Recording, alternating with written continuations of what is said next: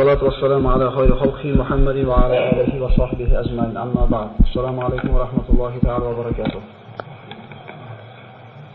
الله سبحانه وتعالى قرآن الكريم مرحمة قلده نحن نقص عليك أحسن القصص بما أوحينا إليك هذا القرآن وإن كنت من قبله لمن الغافلين. صدق الله العظيم. شنو أشرح قوله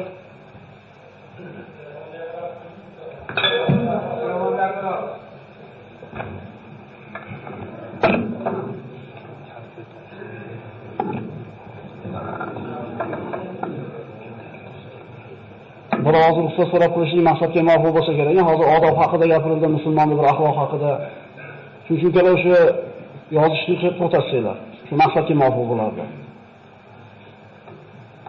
Subhanalloh.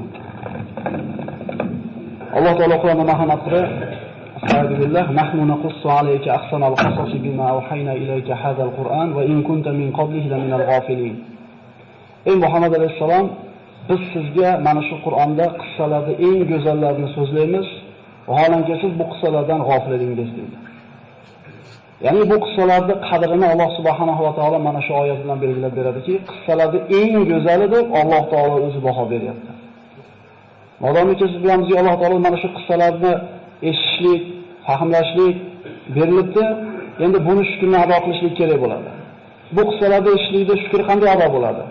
Undan olingan ibratlarga hayotda amal qilishligi bilan bo'ladi. Shunda Alloh taolo aytadi: "Va izta'azzana robbukum la in shakartum la azidannakum."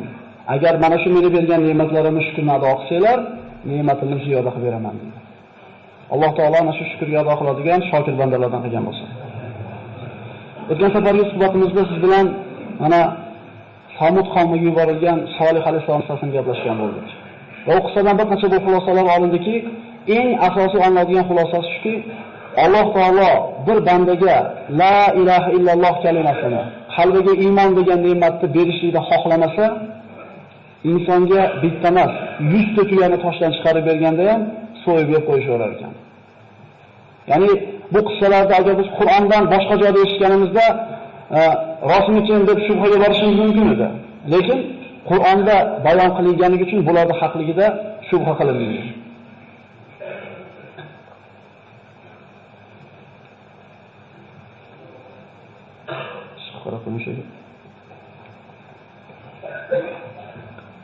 Demak, bandalarga berilgan eng katta ne'mat bu la ilaha illalloh Muhammad rasululloh ne'mati ekan. Mana u qissadan olgan xulosalarimiz shundan bo'ldiki, ana shu tuyani ularning talabiga ko'ra, ana shular aytgan sifatga ko'ra Alloh taolo yaratib berishiga qaramasdan, baribir Allohga osiy bo'lishdi. Demak, insonning hidoyatga kelishligiga mo'jiza yoki bir masala sabab bo'lmaydi, Alloh taolo agar o'zi iymon degan kalimani bermasa. Va yana ko'rdikki, ana shu tuyani oyog'ini sindirgan kishi haqida Alloh taolo aytdi, idin ba'asa ashqoha. Tuyani o'ldirishlikka o'zini qavmidagi eng badbaxtini yuborishdi deydi. Ya'ni biz hayotda bir odamga yaxshi yomonga baho berayotganimiz u bizning bahoyimiz. Odam sifatida odamga baho beramiz. Lekin bu kishining badbaxtligini Alloh taolo o'zi aytayaptiki, avvalgilarda yashab o'tganlarning eng badbaxti bu ana shu Xudor ibn Salih ibn Jib deyildi. Ana shu tuyani oyog'ini kimdir sindirishlik kerak edi. Shu ishni kimdir qilish kerak edi. Allohga hamdlar aytaylik birodarlar. Siz bilan meni ana shu ishda ishlatmabdi. Chunki Alloh qodir edi. O'sha zamonda yaratib turib, ana shu tuyani go'shini yeganlar qatoriga qo'shib qo'yishlikka Alloh qodir edi. Alhamdulillah deylik birodarlar. Bu ne'matni shukrga ado qilaylik. Alloh taolo o'zi bir tavfiq bersin. Mana qavm o'zini talabidagi mo'jiza kelishiga qaramasdan osiy bo'lgandan keyin, balki ana shu tuyani so'yib yeb qo'yishganidan keyin Alloh taolo ularni qanday vayron qilganligini ko'rdik. Va ularda hozirgi kunda maskanlari borligini o'tgan safargi suhbatimizda aytib o'tgan bo'ldik. Madinaning shimoliy g'arbida, Madinadan taxminan 380 kilometr masofada ana shu Samud qavmining maskanlari mavjud. Alloh taolo aytadi, aql ishlatmaysizlarmi? Eslatma olmaysizlarmi? Ular haqida agar Qur'on bizga so'zlamaganida, biz ular haqida eslamasdik ham, hech kim ularni bir nomini ham zikr qilmagan bo'lar edi. Mana undan keyingi qissaga o'tadigan bo'lsak, bu Qur'ondagi eng nodir, eng shirin qissalardan bu Ibrohim alayhisalom qissasi. Inshaalloh bu qissa bir necha suhbatimizni oladi va Qur'onda bu qissani qanchalik qadri balandligi mana 25 ta surada Ibrohim alayhisalom haqida so'z yurganligi o'zi bir hujjat bo'ladi. 25 ta surada 73 o'rinda zikr qilingan. 73 ta o'rinda Ibrohim alayhisalom qissasi zikr qilingan. Bu suraning qadri qanchalik balandligiga bir ishora qiladi. Qur'ondagi eng katta qissa Musa alayhisalomning qissasi. Undan keyingi o'rinda Ibrohim alayhisalomning qissasi turadi. U kishi payg'ambarlarning otasi, ulul azm minar rusul bo'lgan ana shu payg'ambarlarning biri, Ibrohim Halilulloh. Qissani boshlar ekanmiz. Ibrohim alayhisolamning hayotidan eng katta oladigan xulosamiz u kishi Allohga tavakkul qilishlikda ustoz bo'lgan kishilar. Bugun ana shu Allohga qilgan tavakkulini agar vaqtimiz yetsa, bittasi haqida ko'proq so'z yuritamiz. O'zi shu bittasi 3 soat vaqt olishi kerak. Lekin biz basharmiz, toqatlarimiz cheklangan, ana shu uyqular kelib ketgunga qadar gapiriladi inshaalloh. Bugun o'z ozgina kech qolyapmiz. Bismillahirrohmanirrohim. Solihlarning qavmi halok bo'lgandan keyin insonlar yana bir muddat tavhidda turishdi. Vaqt o'tishi bilan yana ana shu avvalgilarda oqibatidan ibrat olishlik insonlarning hayoldan ko'tarildi, esdan chiqarishdi. Alloh taolo mana shaytonga qiyomatgacha yashashlikka izn bergan edi, vasvasa qildi, yana insonlar shirkka, kufrga qaytishdi. Falastin, Falastin, Iroq, Misr hamma yerlarda insonlar yana kufrga qaytdilar. Bu safar Alloh taolo payg'ambarlarning eng ulug'laridan bu ulamolarning e'tirofiga ko'ra o'zi shunga hujjatlarimga aniq payg'ambar sollallohu alayhi vasallamdan keyingi o'rinda turadigan payg'ambar bu Ibrohim alayhisalom hisoblanadi. Abul Anbiya, payg'ambarlarning otasi. U kishi haqida Alloh taolo astagfirullah va Ibrohim allazi vaffa dedi. U vafo qilgan Ibrohim dedi. Alloh taolo qanday buyruqni bajarmasin, u kishi vafo qildi buyrug'iga. Va Ibrohim allazi vaffa. Ibrohim ibn Tarix, shuningdek Azaram deb nomlanadi. Ozar. O'zi asli ismi Tarix bo'lgan. Ozar degan so'z ularning tilida ana shu davrda odamlarga yordami ko'p ketgan bo'lgani uchun yordamchi degan ma'noda bo'lgan ekan. O'zi asli ismi Tarix bo'lgan, lekin laqabi Ozar bo'lgani uchun Ibrohim ibn Ozar deyiladi. Asli Ibrohim ibn Tarix. Ibrohim alayhisolamning zikri Qur'onda 25 ta surada 73 ta o'rinda zikr qilingan bo'ldi. Ibrohim alayhisalom Salom ibn Nuh sulolasidan. Iroqda shimolida yashardi. Bobil degan shaharda. Bobil shahri nihoyatda bir katta shaharlardan bo'lgan. O'zini zamonasidagi eng birinchi shaharlardan bo'lgan. Va butlarga sig'inishlik mana shu yerda avjiga chiqqan bo'ladi. Astagfirullah va qala innama ittakhadtum min dunillahi awsana mawaddata baynikum fil hayatid dunya thumma yawmal qiyamati yakfuru ba'dukum bi ba'd thumma yawmal qiyamati yakfuru ba'dukum bi ba'd va yal'anu ba'dukum ba'da va ma'wakumun nar va ma lakum min nasirin. Ibrohim alayhisalom qavmiga aytadiki, albatta sizlar Allohni qo'yib butlarga ibodat qilishingni o'qidinglar. Qiyomat kunida biringlar ikkinchilarga kofir bo'lasizlar va biringlar ikkinchilarga la'nat o'qiysizlar. Qiyomat kunida hech kimni tanimaydi. Bu hammamizga aniq bo'lgan narsa. Yawma yafirrul mar'u min akhihi deydi Alloh taolo Qur'onda. Kishi o'zini akasidan tonadigan. Otasidan, onasidan, bola chaqasidan tonadigan kun. إذ قال لأبيه وقومه ما هذه التماثيل التي أنتم لها عاكفون قالوا وجدنا آباءنا لها عابدين. İbrahim otasiga va qavmiga qarab aytdiki, bu sizlar sig'inayotgan timsollar, butlar nima? Sizlar e'tikof qilasizlar bularga. Ular aytdilar, otalarimizni mana shu butlarga ibodat qilayotganligini topganmiz va shu narsada davom etib ketyapmiz. Boshqa oyatda Alloh marhamat qiladi. إذ قال لأبيه وقومه ما تعبدون قالوا نعبد أصناما فنظل لها عاكفين قال هل يسمعونكم إذ تدعون أو ينفعونكم أو يضرون قالوا بل وجدنا آباءنا كذلك يفعلون. İbrahim otasi va qavmiga nimalarga ibodat qilyapsizlar deb so'radi. Ular aytdilar, butlarga, ularga ibodat qilishga davom etamiz. Ibrohim alayhisalom so'radi, sizlar duo qilsalar ular eshitadimi? Yoki sizlarga bir foyda yoki ziyon keltiradimi?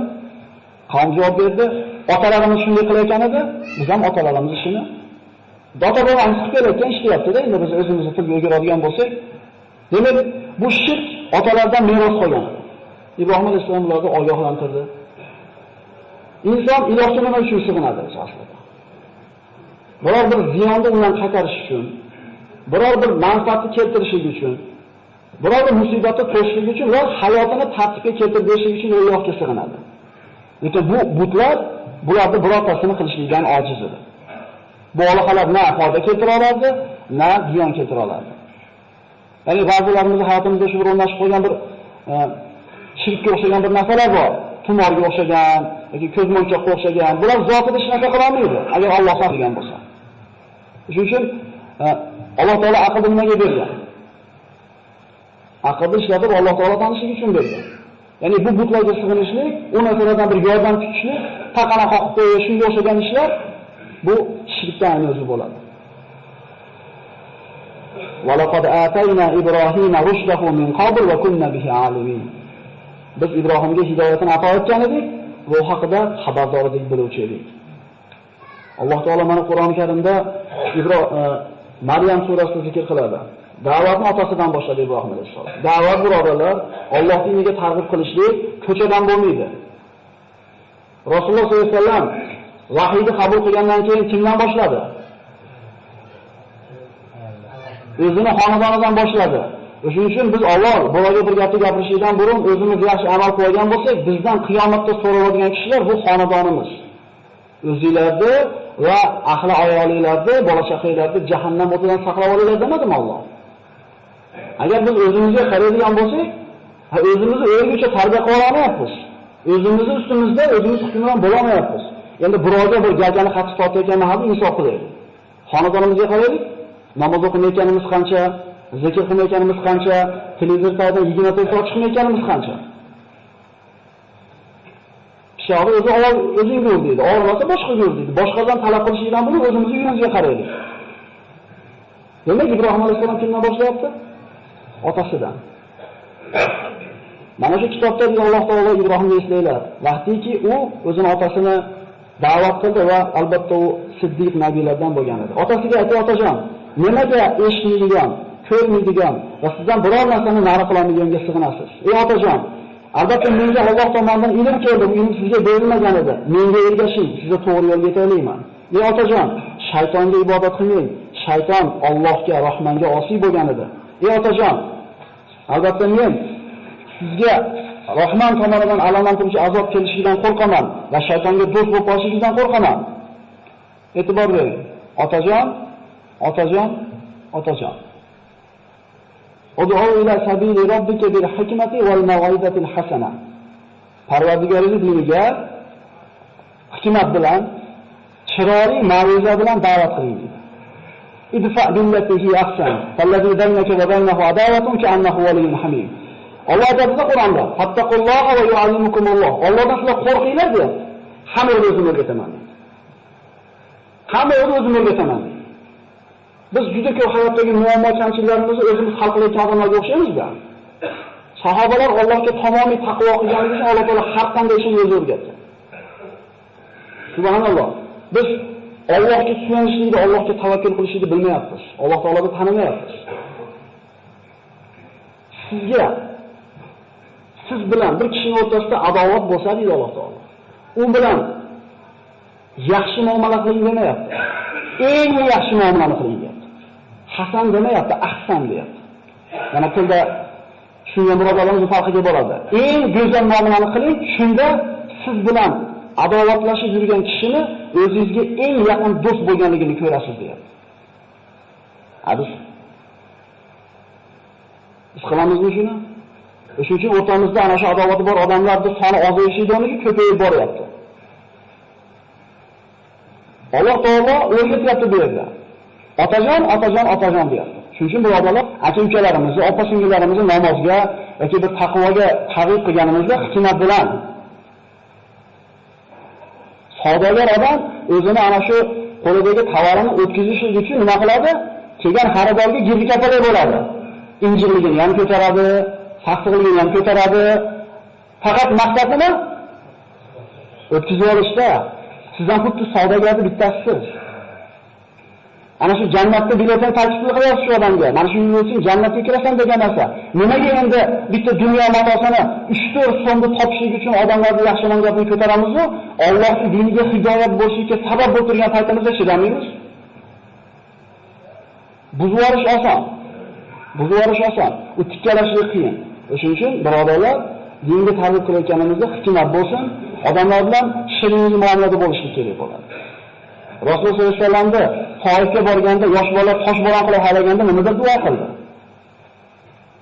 Eslaylik, ana shu oilalarida yorilgan holda salqinda o'tirganda, Nasroniy dinida bo'lgan Abdulloh kelganda qanaqa muomala qildi? Ey malaka, o'zi qiylanib turibman dedimi?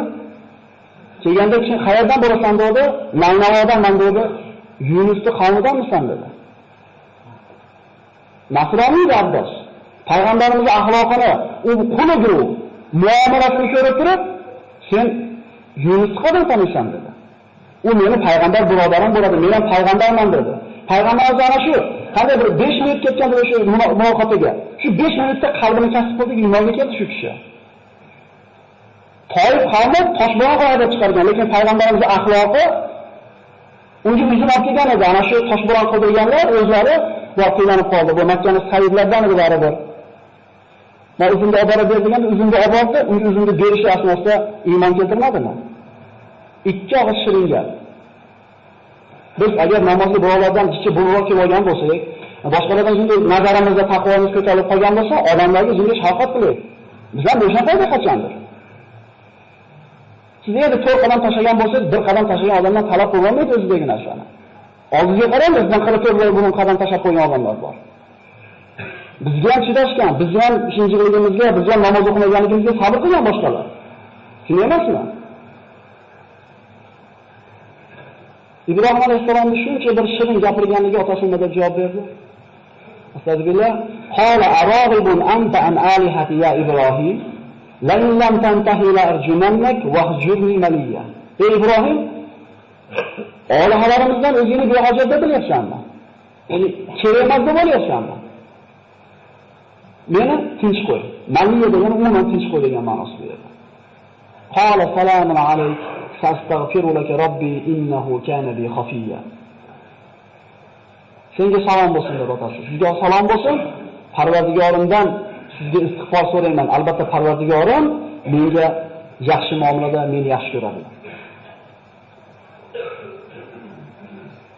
Ibrohim alayhisalomni qattiq suratda rad qilgandagi Ibrohim alayhisalomning javobini qarang. Allohdan kechirishini so'rayman sizga deyapti. O'lib ketmaysanmi demayapti bizga o'xshab. O'lib ketmaysanmi? Menga nima? Menga nima akalar? Biz da'vatni o'zimiz uchun qilyapmiz. O'shuning uchun ko'tara olmadik. Agar biz Alloh uchun da'vat qilayotgan bo'lganimizda, unga nima qilardik? Ko'tarardik. Biz o'zimiz uchun ishlaymiz. Lekin hozir Allohning dushman ekanligi ma'lum bo'lgandan keyin Ibrohim alayhisalom otasidan yuz o'girdi.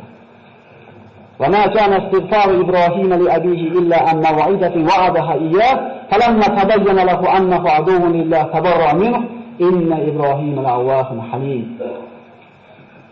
Ibrohimning Parvardigoridan otasini kechirishligini so'rashligi va'da qilib qo'yganligi uchun bo'ldi.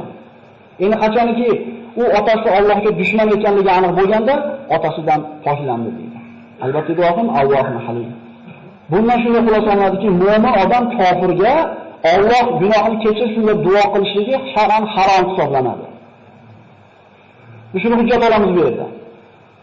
Bir boshqa dindagi mushrik bo'lgan, kofir bo'lgan kishiga Alloh rahmat qilsin deyishi mumkin emas musulmon kishiga. Hatto Rasululloh sollallohu alayhi vasallam ana shu g'azotlarga chiqib ketayotganda bir joyga borib turib, bir qabr bir joyga borib rosa qattiq yig'laydi. Agar o'qigan bo'lsa shu yerlarini. Hamma hayron bo'lganda, mana shu joyda meni olam ko'milgan deydi. Allohdan istig'for etib gunohni kechirishni so'raganimda Alloh rad qildi deydi. Shunga yig'ladim deydi. Muhammad alayhisolamning onasiga gunohni so'rab Allohdan duo qilganda Alloh taolo qaytargan bu narsani. Agar mumkin bo'lganda Muhammad alayhisolamga mumkin edi, mumkin bo'lganda Ibrohim Halilullohga mumkin edi. Musulmon faqat musulmonga Alloh rahmat qilsin deyishlikka haqqi bor. Mana shu oyatga asosan innahu kana bi khafiya. Khafa bu qalbni muhabbat bilan to'lib toshishi. Alloh taolo Ibrohim alayhisolamni mana shunday yaxshi ko'rgan edi. Shuning uchun Halilur Rahman Allohning do'sti deb zikr qilinadi. Al-Hayla qalbni muhabbat bilan to'lishligi. Va a'tazilukum wa ma tad'una min dunillahi wad'u robbi asa alla akuna bi du'a'i robbi shaqiyya. Ibrohim alayhisalom qavmidan yuz o'girdi. Shu vaqtda yoshi 16 da bo'ladi asr muoriflar. Nabiy bo'lgan ekan 16 yoshda. Bu Alloh taolo o'zining mulki ekan xohlagan bandasiga beradi. Payg'ambarlik faqat 40 yoshda turib cheklab olmaydi. Chunki Iso alayhisalom 33 ga kirgan paytda Alloh taolo yuqori ko'tarib chiqib ketgan. Payg'ambar bo'lgan 33 yoshda payg'ambar bo'lgan. Demak 40 yoshda cheklab qo'yishimiz bu bizning ilmimizdagi ozgina noqisligi belgisi ekan. Ibrohim alayhisalom da'vat qilayotganda qavmini yoshi 16 da bo'lyapti, birodarlar. Biz 16 ga kirgan bolalarimiz da kallasida nima gap, nima so'z. Biz nima bilan to'g'izgan bo'lsak, ularning kallasini shu 16 yoshgacha shunaqa bilan to'lgan. 3 litrli bankaga nimani solsangiz, shu bilan to'ladi. Agar siz to'g'izmasangiz, to'g'izib ketyapti ko'chadan. Hech kim uyida so'kinmaydi akalar. Qayerdan o'rgan bu so'kinishdi? Ko'chadanmi? Ana shu bankasiga, ana shu kallasiga biz kerak bo'lgan so'zlarni yozib o'sha papkalarni to'ldirib qo'ymasak, ko'chadan to'ldirib olyapmiz. Biz bolalarimizni jismini, kiyimini, qonini to'g'rishligi bilan boshidagi tomi bilan ovora bo'lyapmiz-ku, ana shu qalbi bilan ovora bo'lmayapmiz. Shunday emasmi? Ibrohim alayhisalom nima qilishni o'ylay boshladi. Astagfirullah va tallahi la aqidanna asnamakum ba'da an tuwallu mudbirin. Ana shu shirkda asli manbai bo'lgan butlarni yo'q qilishni qasd qildi. Mana nozik bitta joyi shu bo'ladi, xulosa qilamiz. Ya'ni shu butlarni sindirib olsa, odamlar butga sig'inmaydi, orada yashaydi, birodarlar. Yetib boryapti. Qasam Allohga dedi, sizlar bo'sh qo'yib qo'yganinglarda butlaringlarni parchalab tashlayman dedi. Buni yashirib o'tirmadi, oshkora aytdi. Ba'zi mufassirlar maxfiy qilgan deydilar, yo'q, Alloh taolo mana shu oyatga qaraydigan bo'lsak, oshkora aytganligi ma'lum bo'lyapti. Allohga qasam, sizlar butlaringlarni xoli qo'yganinglarda men sindirib tashlayman dedi. O'zi odatda ularning butlarxonasida hech qachon butlar yolg'iz qolmasdi. Subhanalloh, insonning aqli bir zoya bo'lsa shunday bo'lar ekanda. Butlarini oldiga ovqatlar daftarga qo'yishardi. Ertalab qo'yib, kech payt barakatli qilib berishdi butlarimizni ko'tarib ketishardi. Alloh taologa ekan o'sha davrda yashaganimizda biz ham shuni to'g'ri yashab ketsak kerak edi. O'shunga ham sanoatlimizmi Alloh? Qavm mana butda oldin hech kim qolmas, bo'sh qoladigan holati yo'q deb aytdik. Qavmga bayrami bo'ladi. Ana shu bayramida ular butlarni tashab shaharning tashqarisiga sayr qilgan chiqib ketishardi. Va ovqatlarni qo'yishdi, sayr bo'ladigan kun tashab chiqib ketishdi. Ertaga hayit degan kuni qavm kechqurun tayyorgarlik ko'rishi boshlaydi chiqib ketishlikka. Ibrohim alayhisolamni qarashiga tayyorgarlik ko'rmaydi. Ibrohim nimaga sen tayyorgarlik ko'rmayapsan deganda hayotidagi birinchi yolg'onni gapirgan. Bu ham Allohning ikkinchi to'shkamiz. Yozib qo'yasizlar. Men dedi osmonlarga qarab dedi, ertaga kasal bo'lib qolishini bildim. Men sizlar bilan chiqa olmayman dedi. Va laqad atayna Ibrohima rushdahu min qabl va kunna bihi alimin. إذ قال لأبيه وقومه ما هذه التماثيل التي أنتم حاكفون قالوا وجدنا آباءنا لها عابدين. yuqorida aytilgan mana oyat. Safat surasida Alloh marhamat qiladi. فنظر نظرة في النجوم فقال إني سقيم فتولوا عنه مدبرين. Yulduzlarga qaradi Alloh taolo, men kasalman dedi. Qavm uni xoli qo'yib chiqib ketdi. Qavm Ibrohim alayhisolamni tashlab chiqib ketgan paytda Ibrohim alayhisalom butlarning oldiga qo'lidan shu boltani yoki boshqa bir asbobini olib bordi. Butxonada hech kim yo'q. Faragha ila alihatihim faqala ala ta'kulun ma lakum la tantiqun faragha alayhim darban bil yamin. Butlarga qarab aytdiki, yolg'iz qolgan butlarga yemaysizlarmi? Hech kim javob qaytarmadi. Nimaga gapirmayapsizlar? Va ana shu qo'lidagi narsa bilan ularni urib, parcha-parcha qildi.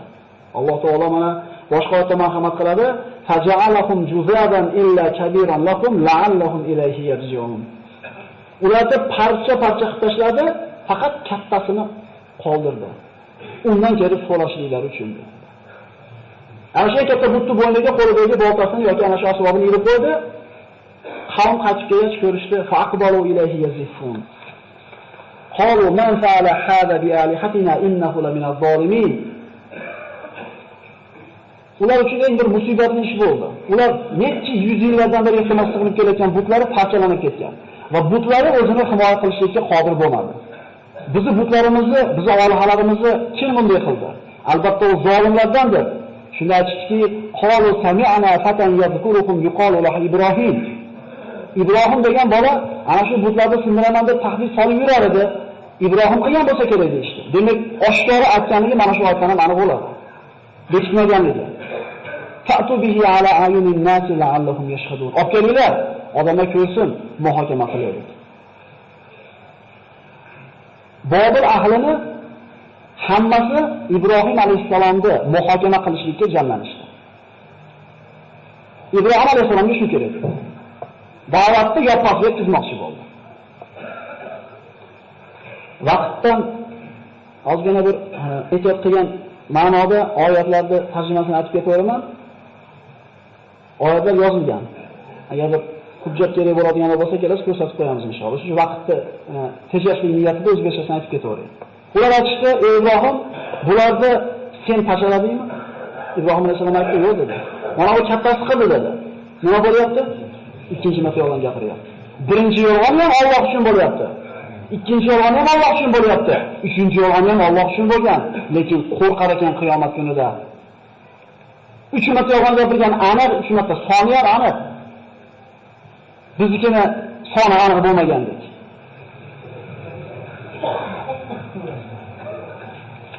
Agar gapirsa, so'raylik ulardan dedi. Shunda hammasi shu o'ziga qaytdi. O'ziga kelishdi. Aytishdiki, innakum antumuz zolimun. Bu o'zingizlar zolim bo'ldinglar endi dedi. Ya'ni gapirolmaydigan butga sig'indinglarmi? Demak, sizlar o'zingizlarga o'zingizlar zulm qilgan bo'ldinglar. So'ngra boshlari yerga oqdi deydi. Ya'ni aqllari pastga oldi. Aql ishlatishlikka qodir bo'lmay qolishdi.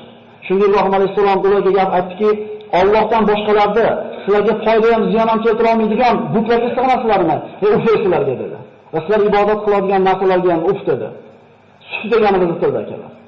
Aql yurgizmaysizlarmi dedi. O'zingizlar yasab olgan butlarga sig'inasizlarmi? Alloh sizlarni yaratgandi-yu, sizlar nimalar qilib yuribsizlar? Bizga bu savol. Vallohu xalaqakum va ma ta'malun. Alloh sizlarni yaratdimi? Yaratdi bizni. Qul sizlar dedimi? Dedi. Va ma xalaqtul jinna val insa dedimi? Dedi. Sen qulsan banda, ibodat qil, rizqi meni zimmamga dedimi? Biz nima qilib yuribmiz? Ulamolar aytadi, bandani shajoblanarli deydi. Alloh o'zini kafilligiga olgan narsani inson o'zi yelkasiga oladi-da, rizqini. O'zining yerga tashab qo'ygan ibodatni Allohga qaytarib qo'yadi deydi. Bunday bo'lganida buni qilib qo'yishyapti. Rizqi meni bo'limga sen ibodat qil desa yo'q deyapti. Men rizqini topmayman, ibodat qilmaganimga kechirasan deyapti. Alloh sizlarni yaratganda nima qilyapsizlar deyapti Alloh. Shuncha hujjat, shuncha dalil, shuncha ochiq mantiqni ko'rib ham qavm o'jarlik qildi. Ularda ana shu olihalarning sinib ketishligi o'zi eng katta ish edi, lekin shuncha narsadan keyin ham ular iymonga kelishni xohlashmadi. Qalibun alahu bunyanan falquhu fil jahim. Ibrohim alayhisalom bilan tortishlikka majol topsholmay qolgandan keyin, hujjat dalil bilan yengolmagandan keyin kuch ishlatishdi. Kuch ishlatishlik botil taraf tomonidan bo'ladi. Mutahamlik qilasiz-ku, yengilib qolayotganingizni aniq bo'lganda. Mushtlishga tushirasiz. Ya'ni bular ham mana shu hujjat dalil keltirishdan ojiz bo'lgandan keyin aytishdiki, unga bir bunyon qilinglar-da, uni o'tkazib o'tinglar dedi. Ibrohim alayhisalomni himoya qiladigan birorta odam yo'q edi. Mana darsimizning eng bir manzil joyi ekanlar. Buyurildi. Butun Bobil ahli, katta, kichik, erkak, ayol, yosh, qarisi o'tin jamlashdi. Birorta odam yo'q Ibrohim alayhisalomga qo'ylar endi, yosh ekan deb qo'yadigan. Lekin Ibrohim alayhisalom xotirjam. Ana shu toshlarni yig'ishib bir hovuz qilishdi. O'tinni to'plashdi. Butun bir shahar ahli to'plab, olib kelgan o'tin qancha bo'ladi? Juda katta bir binochalik o'tin bo'ldi. Tandirga qo'zg'ayotgan paytingizda to'rtta cho'pni ko'proq tashlab olsangiz, dalati yonsa 1-2 metr berib turishga to'g'ri keladi. Bu yerda hamma qo'zg'ayotgan, vallohu alam.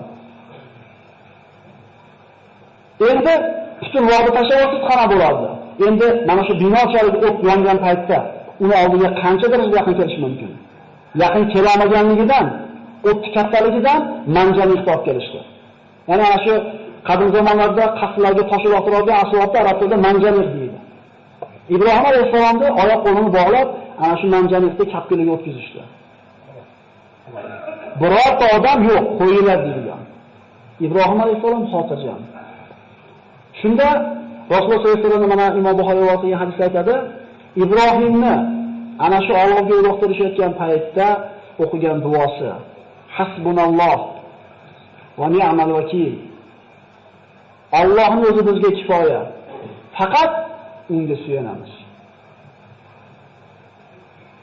Unga tahdid qilishmayapti, unga qo'pasa qilishmayapti. Hozir o'tga uloqtirib olishi aniq. Birorta yordamchisi yo'q. Lekin qalbning holatini ko'ring. Tavakkul tamomiy. Hasbunalloh.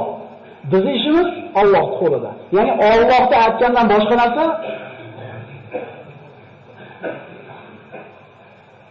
Ibrohim alayhisolamni otidan borishdi. Mana ba'zi rivoyatlarda zaif deyilgan ekan, lekin ibrat uchun keltiraveramiz.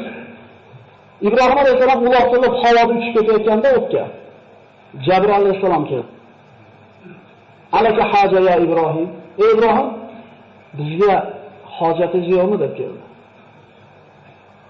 Allohga tavakkul qilgan bandasini xizmatiga kimlar o'zini taklif qilyapti? Kim akalar Jabroil alayhisolam? Shadidul quva akalar. Lut qavmini qanotini uchi bilan to'ntarib qo'ydi yerga. Mana shunga qudrat egasi Alloh yaratgan mahluqotning eng ulug'i bo'lgan Jabroil alayhisolam bizga xizmati yo'qmi deb kelyapti. U istamaydi, kim yordam berar ekan, qayerga borsamikin demaganida, Allohga topshirib qo'ydi o'zini. Bunaqa bandasini Alloh tashlab qo'ymas ekan. Ibrohim va Ibrohim allazi vaffa deyapsiz. U vafo qilgan Ibrohim edi. Mana shu o'rindan vafo qildi. Ibrohim alayhisolam shunday qarabki, sizgami dedi. Sizga hojatim yo'q. Kimga suyanayapti? Yana rivoyatlar keladi. Yomg'ir farishtalari ham zaif ibrat uchun aytamiz. Yomg'ir farishtalari Allohdan izn so'raydi. Parvardigor Ibrohimga o'tkazishdi. Ruxsat ber, yomg'ir yog'dirib o'chirib qo'yapti dedi. Kimlar xizmatiga o'tyapti? Kimlar himoyasiga o'tyapti? Jabroil alayhisolam qarab javob berdiki, sizgami dedi. Sizga hojatim yo'q dedi. Ammo Robbimga hojatim bor, lekin Robbimga aytishimga ham hojati yo'q dedi. Bilib turibdi ma'danim o'tayotganini, Robbim shu yerda deyapti. Aytishimga ham hojati yo'q deyapti. Robbim yaxshi biladi menga nima kerakligini deyapti. Biz o'zimiz bilamiz bizga nima kerakligini. Bilamiz, rangini ham bilamiz, bu narsani, sifatlarini ham bilamiz, narxini ham bilamiz, raqobatini ham bilamiz. Biz o'zimiz bilamiz. Ibrohim alayhisolam o'ziga nima kerakligini ham aytmagan ekan. Chunki Robbisi bandasini nimaga bir muhtojligini yaxshi bilishiga iymon keltirgan ekan. Bu tavakkulchilarda cho'q qissa akalar. Innalloha yuhibbul mutawakkilin. Alloh tavakkul qiluvchilarni yaxshi ko'radi. Bizda shunaqa tavakkul bormi? Shuni suyanadimizmi Allohga? Tavakkul nima? Qo'lingizdan kelgan rizq sababini qilib qo'yasiz, endi kelishingizga Allohga tashlab qo'yasiz. Alloh aytgani bo'ladi. Iloji bor yolg'on gapirishingizga harakat qilasiz deganingizda, ona ketgandan keyin yana Allohga tashlab qo'yasiz. Demak, bu onasi ekan. Yolg'on gapirib oldini yig'laysiz. Chunki demak rost gapirsam ham olar ekan degan. Natija nima qoladi? Biz yolg'on gapirganimiz uchun bo'lib, rost gapirganimiz uchun kambag'al qolmaymiz. Bu rizq masalasi bu.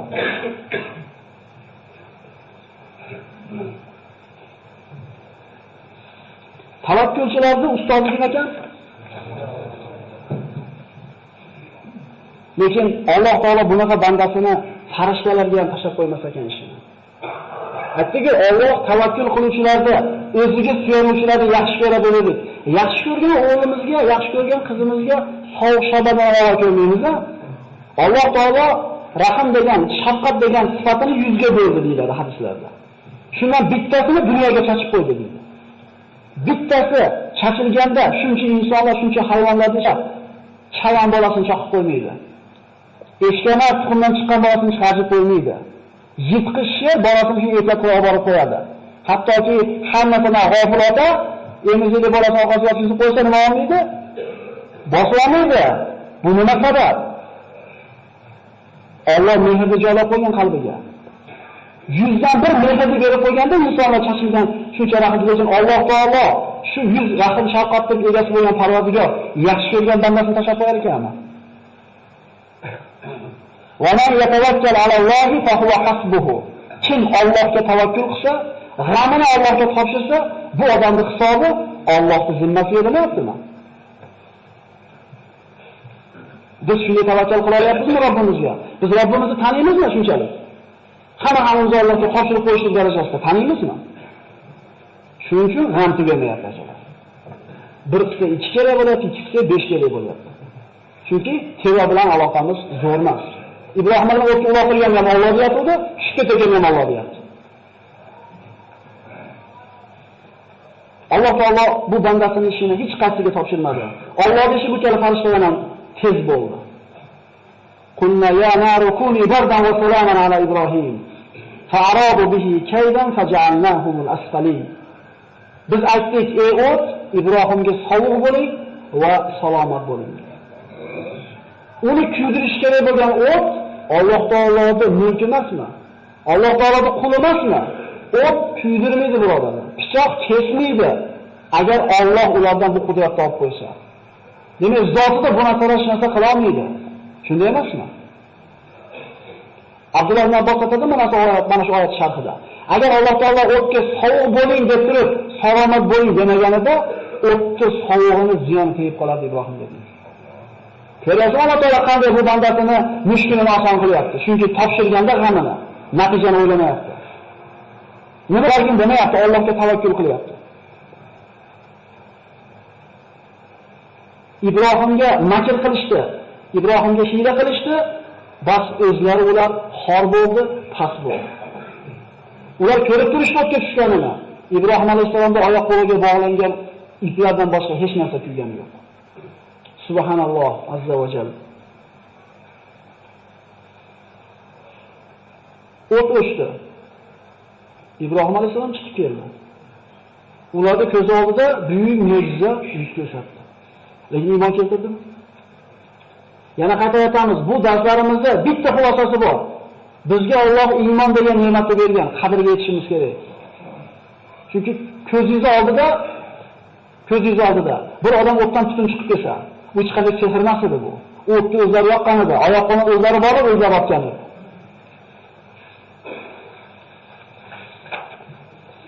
Ibrohim alayhisalom ba'zi rivoyatlarda keltiriladi, hayotning eng lazzatli kunlari deydi. Mana shu dunyoda olovda bo'lgan lahzalarim deydi. Chunki Alloh taolo sovuq qildi o'tdi va ne'mat qilib berdi. Jannat bog'iga tushib qolmadimi?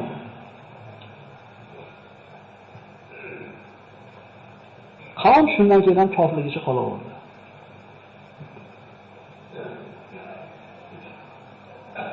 Mana bugun bitta suhbatga tayyorgarligimizni yarmi ham yetib olmadi. Inshaalloh keyingi darsda davom etamiz. Xulosalaymiz. 10 minut xulosa qolyapti. Ibrohim alayhisalom butlarni sindirdi. Oqibati nima bo'ldi?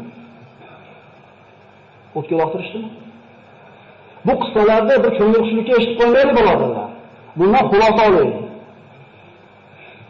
Musa alayhisalom bitta Yahudi ilmani Misrlik qibtiyni bir shafaloqni o'ldirib qo'ydi. Nima bo'ldi? Qavmini tashlab chiqib ketdimi? Ibrohim alayhisalom but sindirib qo'ydi. Nima bo'ldi? O'tga uloqtirdimi? Alloh taolo bizga o'rgatyapti. Ey musulmonlar, bir ishni qilishdan burun oqibatini o'ylaylar. Agar shu qiladigan ishlarda oqibatida ziyon keladigan bo'lsa, qilinglar deyapti. Tushunarlimi? Odam alayhisalomda bir rivoyatda shuna bir chiroyli farzandlar qilgan 5 ta nasibasi bor ekan. Shu bilan bugun tugatamiz inshaalloh suhbatimizni. Odam alayhisalom mana shu vafot yaqin bo'lganda bir rivoyat ekan, endi bu ham ibratlanadigan. Farzandlarini yig'ib turib aytgan ekanki, ko'zi og'lashgan birodamdek qimillab olsanglar, sal qonlanib uyqu yosiladi. Mana bir shirin joy keldi-da. Nasiba bergim kelmayapti.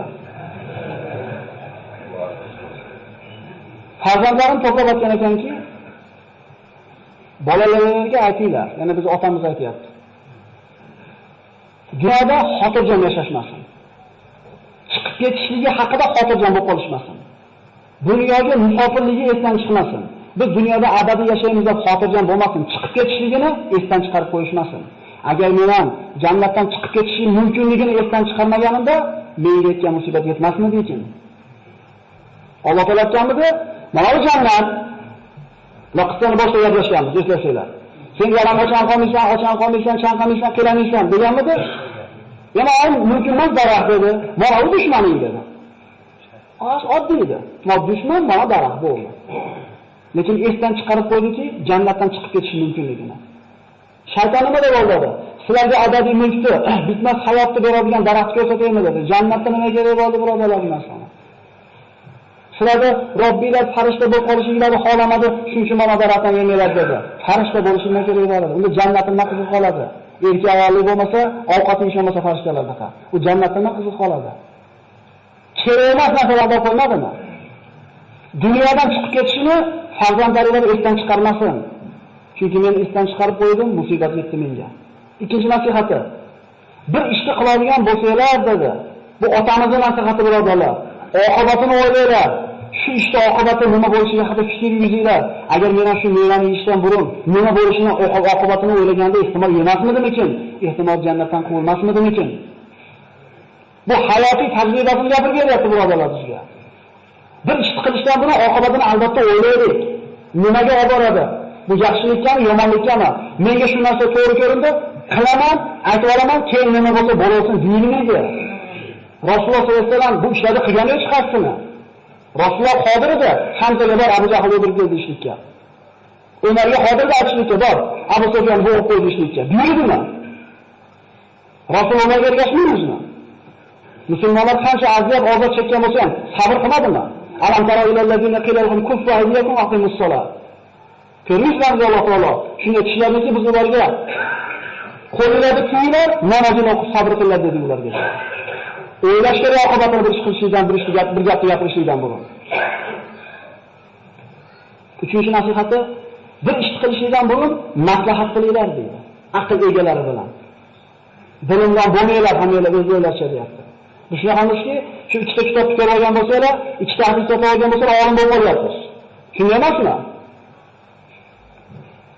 20 litr rubodan qarasangiz, mana shu yerda o'tirganlarda bir 10 dan biri ko'rinadi. Kattaroqda qarasangiz, ko'proq ko'rinadi. Shunday emasmi? Endi olib tashlasangiz, hammasi ko'rinyaptimi? Mana shu turda ilm bo'ladi. Ilm o'qiyverida kamroq gapiradigan bo'lib qolamiz. Kamroq fatvo berib, kamroq odamlarni taqaydigan bo'lib qolamiz. Bu bizning ilmsizligimizdan. Hali bir sport sessiyasiga bitta odam borib, ikkita turgan bo'lgan bo'lsa, to'g'ri kelgan odamga oyog'ini ko'taradigan bo'lib qo'ygan bu davrda. 2 marta 3 marta chati egandan keyin, hayotda tajribasi ortgandan keyin nima qiladi? Agar o'sha chatini yemasdan turib, oyog'imizni pastroq qilib yuraveradi. Chunki sizga o'sha oyoq ko'targanlar bo'lgan. Demak, maslahat qilinglar.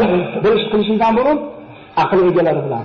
Agar meni farishtalarga maslahat solganimda yemadingizsa kerak edi deydi. Biz qilib turib problemaga kelganda maslahatga boramiz. Domla ustalarni qo'ying, jo'ralarni Abdulloh o'shani talab deyishdan burun tarbiya qilishlikni maslahatini olgani kelmadinglar. Endi shunday topasan endi. To'rtinchisi, ayollaringizga havoyi nafsiga ergashmanglar. Zero men ham ana shu ayolimni havosiga ergashib qo'ydim. Havoyi nafsiga ergashmanglar deyapti. Ar-rijalu qawwamuna 'alan nisa. Erkaklarda ayollar Alloh rahbar qilgan. Erkak degan. Biz qabul qildim deganmiz akalar. Roziman barishmaganmiz biz. Biz erkakmiz. Shuning uchun rahbariyat oilada erkak kishining qo'lida bo'lsa, o'sha yerga bir tinchlik totuvlik bo'ladi. Hayotimizni qiyin qilayotgan kim? Mana shu ayollarimizni orzu-havasini orqasidan qul bo'lib yuribmiz. Shunday emasmi? O'zimizni bir marta borib sanatoriyaga borib domada bir shifolanishlikka pul yetmaydi. O'zi eshikga ishlaymiz o'zi. Ana shu orzu-havasni ko'tidan quvayotgan ayollarimizga pul bo'lib qo'yganmiz.